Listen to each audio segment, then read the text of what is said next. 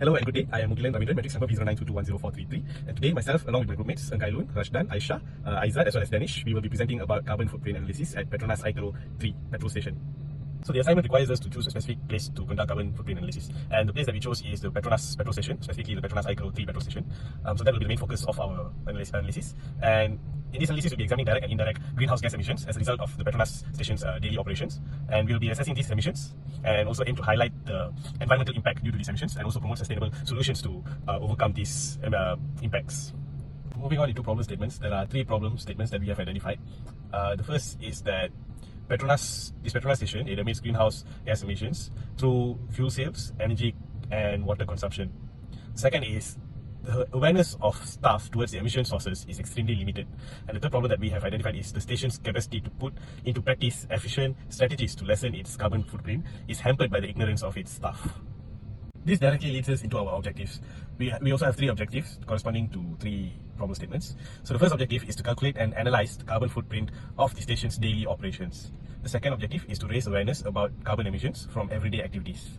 And the third is to recommend strategies to reduce the station's carbon footprint. And the next part will be the scope of the project or the limitations that we set for this study.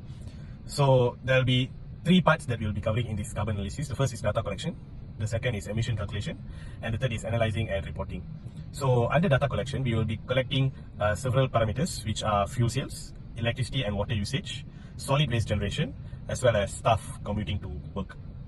And under emission calculation, we will use the most recent standard emission factors provided by the corresponding agency, and we will use this factor to convert data into carbon dioxide values.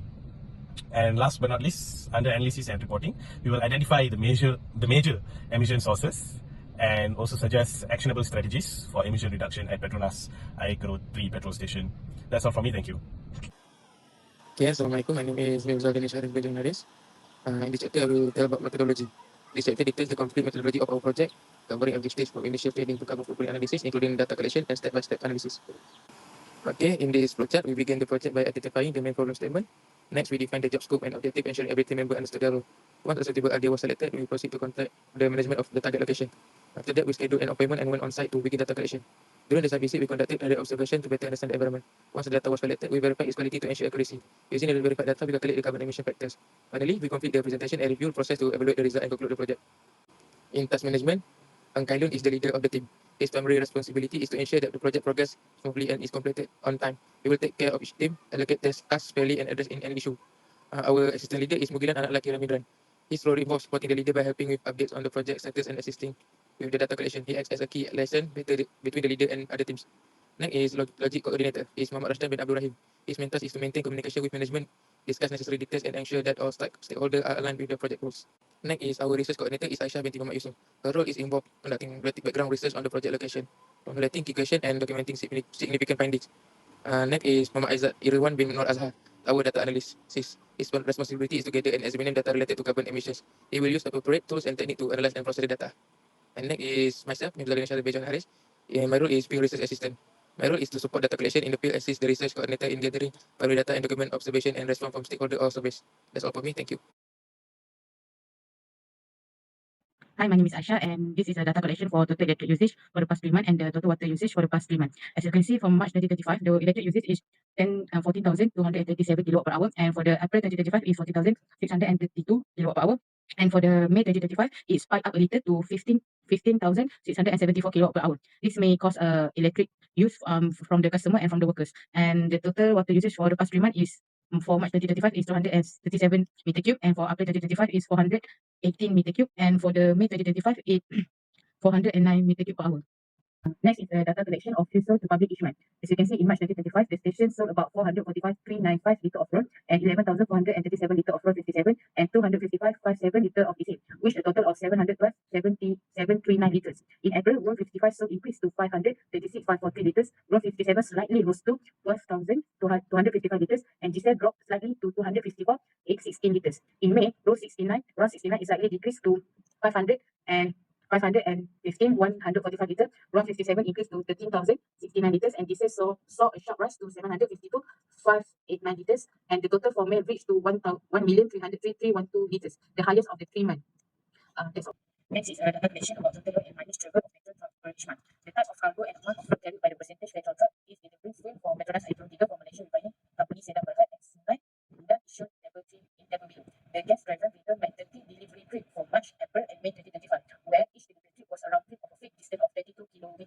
And next is a total number of vehicle staff and mileage travel from different locations in Petronas Hydro per month. Data was collected through a Google form and most staff live in Batu Berendam and Durian Tunggal. The travel distance were measured using Google Maps and this table show how often staff with motorcycle or car and how far they travel each month. Motorcycle user of total 730 km per month, while car user travel around 1,100 km. In total, staff travel is 1,820 km per month. This travel data is important for estimating carbon emission from staff community. Community. That's all for me, and I'm going to pass for the next person. Hello, my name is Bmkv. My matrix number is B0922210246. So I'll be continuing the presentation regarding the source of emission factor. So basically, how do we calculate this carbon footprint? Is basically we use the source of emission factor, which is the value for emission for each entity that we found for electricity consumption, for solid waste disposal, for water consumption, and for fuel consumption. And then we'll multiply this emission factor with the total disposal usage. And then we will get the carbon footprint. So from here, we found that the source of emission factor for electricity consumption is 0.77 unit. Here are the units, kg CO2 divided by kilowatt power. And then the source is from Peninsular Malaysia Energy Commission 2022, grade EF. So for the entity of solid waste disposal, the value for emission factor that we found is 487,000. And the source is from DEFRA 2024. And DEFRA is the Department of Environment, Food and Rural Affairs. So solid waste disposal, water consumption and fuel consumption, the emission factors that we found are all from DEFRA 2024. And the water consumption emission factor is valued at 0.153, while the fuel consumption is valued at 2.084. So for the calculation of carbon emission, as I've mentioned before, we will simply multiply the emission factor with the total value that we found for each month, which means we will multiply the emission factor with the values for March, April, and May, and total it up together. So for March, we can see the electricity value is 14,227 times by 0.774, the emission factor, we get 11,000 carbon emission in kilogram CO2. While for water, we get 36.26. For fuel consumption, it is very high, clocking at 495,000. And the solid waste, we do not have the value because they are unable to provide an actual total value for us. So the carbon emission are unable to be calculated. And the total carbon footprint carbon emission for March is 606,000. While for the April, the total electricity remains almost the same at 4,000. Then we multiply together, we get roughly the same carbon emission value at 1113. While for the water, carbon emission is 63.95, a increase in value for water usage, while the fuel increases as well to 551,000. While the total carbon emission for April is 562,682.14. The carbon emission for May is as such. The electricity usage for the carbon emission during May is 131,000, while the carbon emission from the water usage is 62.58. It remains almost the same. While the carbon emission from fuel consumption increased to almost twofold to 516,000. And the total carbon emission for May is 929,710. So from here, we can see that over the 3 months, March, April, and May, we found out that the carbon emission is highest during May. Thank you. Assalamualaikum warahmatullahi wabarakatuh. For this slide, I will show the statistic for the 3-month data, which is the calculated CO2 emission for the 3-month range. For the March 2025, it is 606,164.68 kg of CO2. The next month, which is April, 562,682.14 kg of CO2. And lastly, the highest of them all, 929,710.69 kg of CO2. So, what is the causes of high carbon dioxide emission for this Petronas Hydro 3? Firstly, because of the 24 hours non-stop operation, with the continuous use of air conditioning, light, refrigerators and cashier system, which demands a high electricity usage. Next is because it is the proximity of the petrol pump station to UTM campus and industrial areas where daily petrol usage by student, staff and industry workers, which elevated the fuel combustion and usage. Next is the location, because the petrol station are near the highway plus, which heavy pedestrian traffic using public restroom and using the petrol pump station to pump their cars or trucks, and also using high water consumption, which needed energy for water supply and treatment, therefore higher emission of carbon dioxide. And lastly, what are the recommendations to reduce such emissions?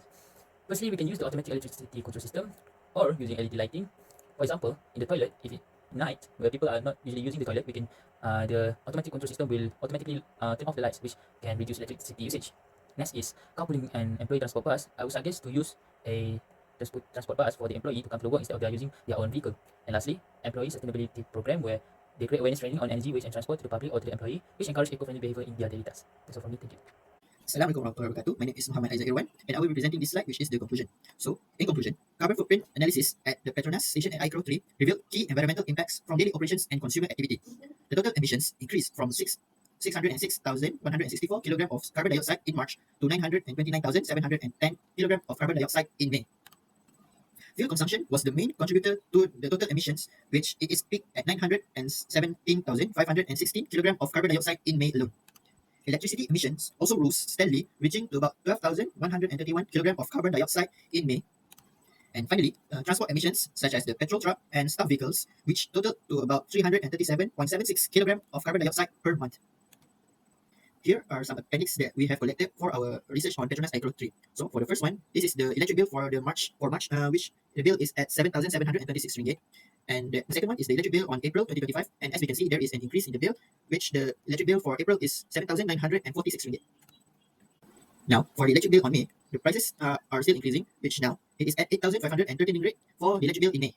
And now we go to the water bill for March 2025. For the first month that we got for the appendix, the Petronas Hydro 3 only paid around 595 ringgit for March 2025.